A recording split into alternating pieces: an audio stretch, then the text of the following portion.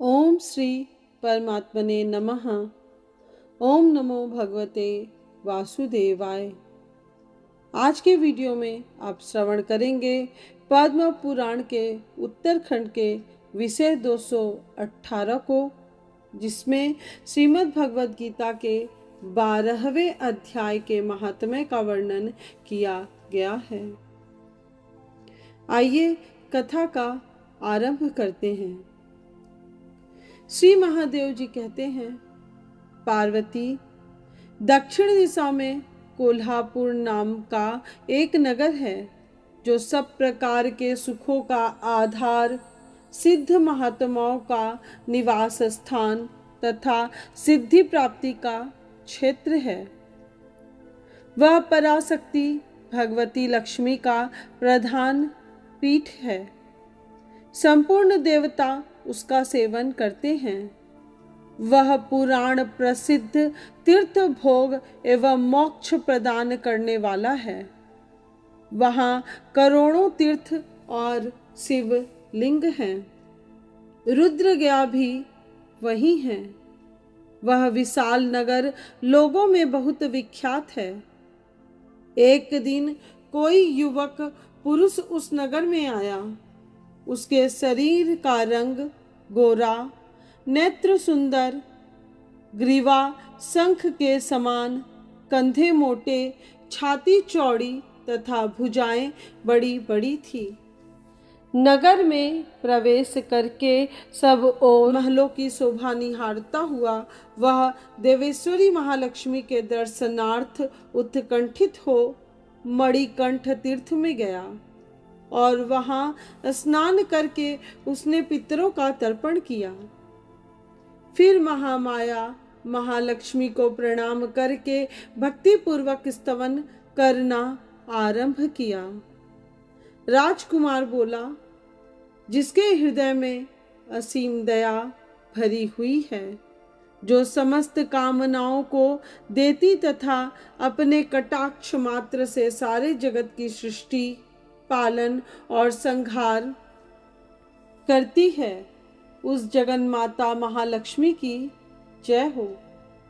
जिस शक्ति के सहारे उसी के आदेश के अनुसार परमेष्टि ब्रह्मा सृष्टि करते हैं, भगवान अच्युत जगत का पालन करते हैं तथा भगवान रुद्र अखिल विश्व का संहार करते हैं, उस सृष्टि, पालन और संहार की शक्ति से संपन्न भगवती पराशक्ति का मैं भजन करता हूँ। कमले, योगी जन तुम्हारे चरण कमलों का चिंतन करते हैं। कमलालय, तुम अपनी स्वाभाविक सत्ता से ही हमारे समस्त इंद्रिय गोचर विषयों को जानती हो। तुम ही कल्पनाओं के समूह को तथा उसका संकल्प करने वाले मन को उत्पन्न करती हो। इच्छा शक्ति, ज्ञान शक्ति और क्रिया शक्ति, ये सब तुम्हारे ही रूप हैं। तुम परासंवित अर्थात परम ज्ञान रूपिणी हो। तुम्हारा स्वरूप निष्कल, निर्मल, नित्य, निराकार, निरंजन, अंतरहित, आतंक शून्य, आलंबहीन तथा निरामय है। देवी, तुम्हारी महिमा का वर्णन करने में कौन समर्थ हो सकता है, जो 6 चक्रों का भेदन करके अंतःकरण के 12 स्थानों में विहार करती है। अनाहत, ध्वनि, बिंदु, नाद और कला, ये जिसके स्वरूप हैं, उस माता महालक्ष्मी को मैं प्रणाम करता हूँ। माता, तुम अपने पूर्ण चंद्रमा से प्रकट होने वाली अमृत राशि को बहाया करती हो। तुम ही परा, पश्यंती, मध्यमा और वेखरी नामक वाणी हो। मैं तुम्हें नमस्कार करता हूँ। देवी, तुम जगत की रक्षा के लिए अनेक रूप धारण किया करती हो। अंबिके, तुम ही ब्राह्मी, वैष्णवी, तथा माहेश्वरी शक्ति हो। वाराही, महालक्ष्मी, नारसिंही, ऐंदरी, कौमारी, चंडिका तथा जगत को पवित्र करने वाली लक्ष्मी, जगन्माता, सावित्री, चंद्रकला तथा रोहिणी भी तुम ही हो। परमेश्वरी, तुम भक्तों का मनोरथ पूर्ण करने के लिए कल्पलता के समान हो। मुझ पर प्रसन्न हो जाओ।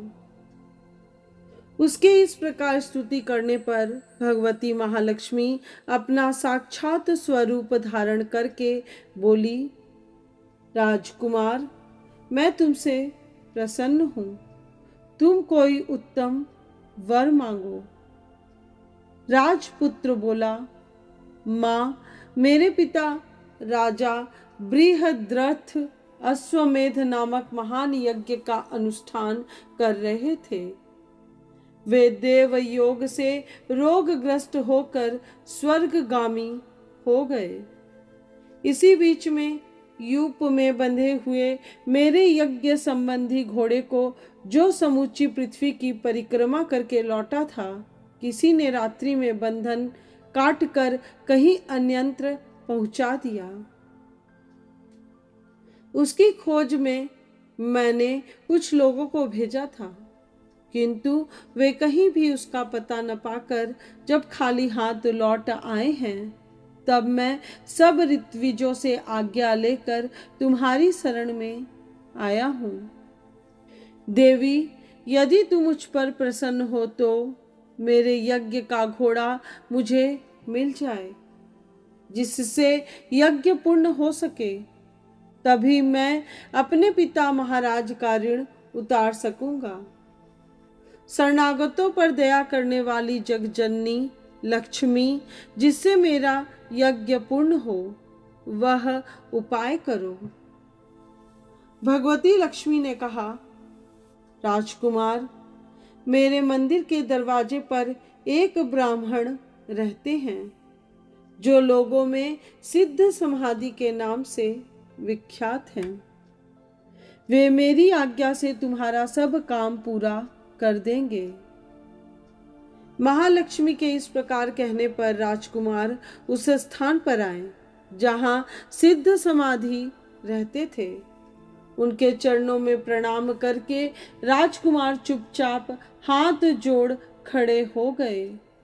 तब ब्राह्मण ने कहा, तुम्हें माता जी ने यहाँ भेजा है। अच्छा देखो, अब मैं तुम्हारा सारा अभिष्ट कार्य सिद्ध करता हूँ। यूं कहकर मंत्रवेत्ता ब्राह्मण ने सब देवताओं को वहीं खींचा। राजकुमार ने देखा, उस समय सब देवता हाथ जोड़े थर थर कांपते हुए वहां उपस्थित हो गए। तब उन श्रेष्ठ ब्राह्मण ने समस्त देवताओं से कहा, देवगण, इस राजकुमार का अश्व जो यज्ञ के लिए निश्चित हो चुका था, रात में देवराजेंद्र ने चुराकर अन्यंत्र पहुंचा दिया है। उसे शीघ्र ले आओ। तब देवताओं ने मुनि के कहने से यज्ञ का घोड़ा लाकर दे दिया। इसके बाद उन्होंने उन्हें जाने की आज्ञा दी।